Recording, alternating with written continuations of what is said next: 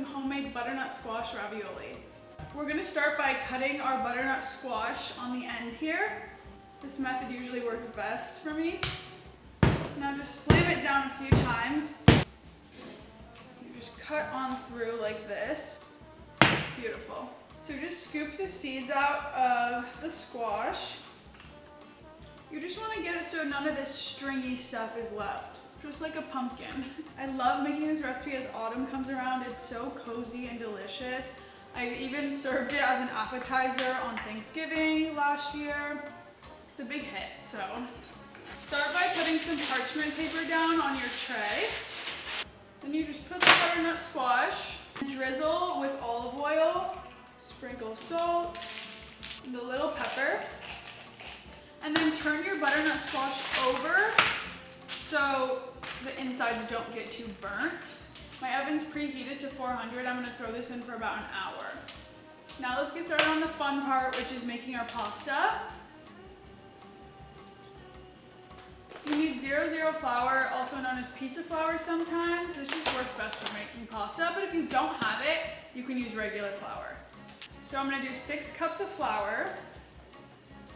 I'm using a pan so this doesn't get super messy. It's a little hack, but traditionally you would just put it on your work surface. Now just make a well in the middle of your flour.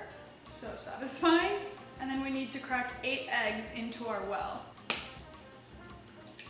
Start by putting a little flour and then slowly mixing it. You want to keep the eggs inside the well, but sometimes they fall out. And if they do, that's why the pan is helpful so the eggs don't go everywhere. Slowly take some flour from the sides of the well and start mixing it in with your eggs. You can see the eggs are almost disappearing now into the flour.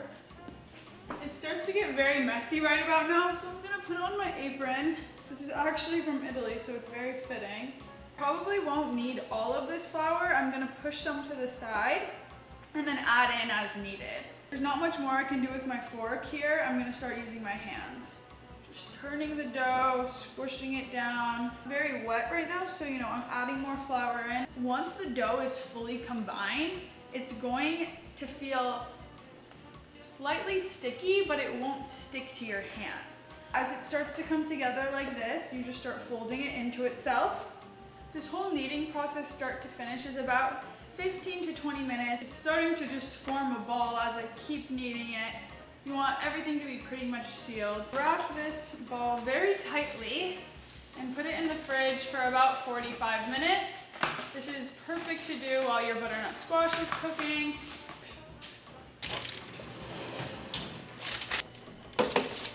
My butternut squash is resting. Now is a perfect time to open some wine if you enjoy wine.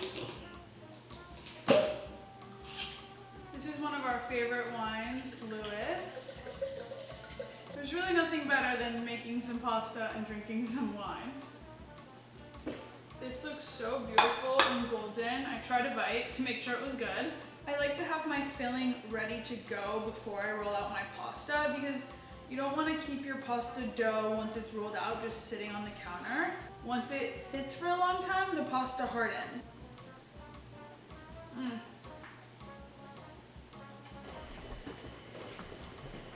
1 cup, 2. This is 12 ounces of ricotta. I'm putting the whole thing in. A bunch of olive oil. I like to put some sage inside the mixture so it really pops. Sprinkle of salt, pepper, some garlic.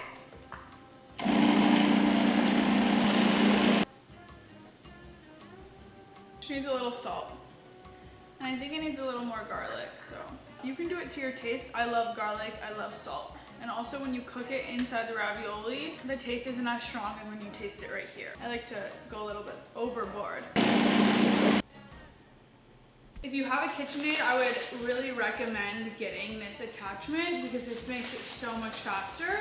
You can also get a manual crank.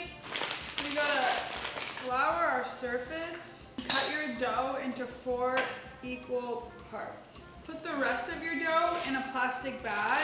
I am rolling it out so it can fit inside this attachment here. Right now it's too thick. I'm going to fold this piece in and kind of make a rectangular shape.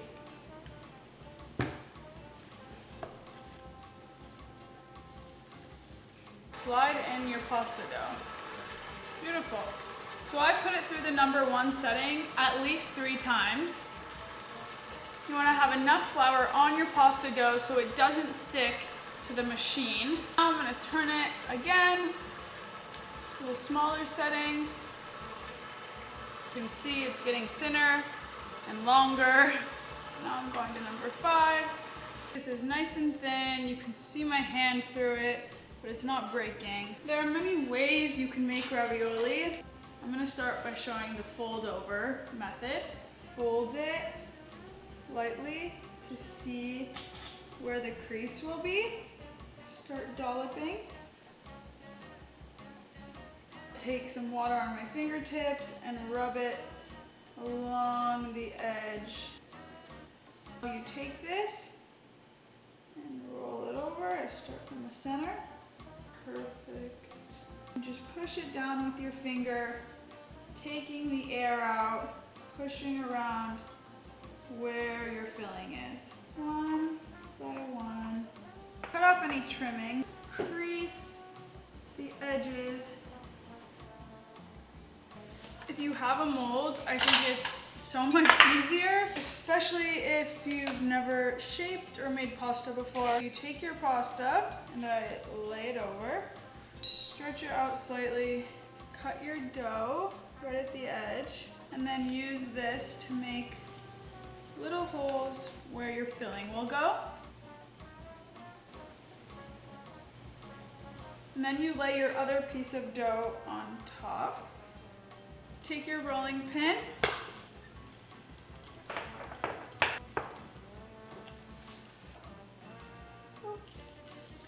Definitely make sure you have a very floured surface. They can stick so easily. Some may stick, but then you have all these perfect raviolis. Don't worry, the flour comes off when you put it in the water. The water is boiling. I'm gonna salt my water now and put my ravioli in. Taking a nice solid chunk of salted butter, throwing it in my pan on medium. About a tablespoon, a bit more, of garlic. I'm adding a dash of olive oil as well.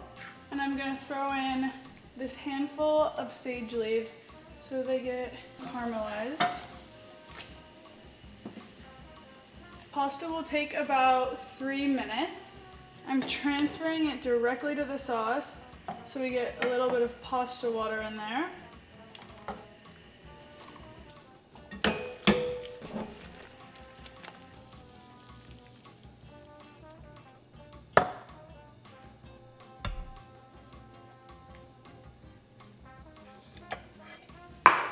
Okay, let's give this a taste.